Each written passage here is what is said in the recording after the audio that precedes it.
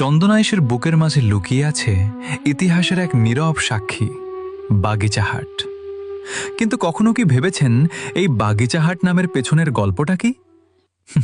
চলুন না করে শেষ পর্যন্ত দেখার অনুরোধ রইল। ১৬৬৬ খ্রিস্টাব্দে মুঘলদের চট্টগ্রাম বিজয় অভিযানের সময় অনেক উচ্চপদস্থ সেনা এখানে শহীদ হন। তাদের স্মৃতিকে ঘিরে গড়ে ওঠে বাগি শাহ বা বাদশাহদের বাগান নামে একটি স্থান। শতাব্দীর পর শতাব্দী পেরিয়ে মানুষের মুখে মুখে পরিবর্তিত হতে হতে বাগি শাহ নামটি আজকের বাগিচাহাট নামে পরিচিতি লাভ করে।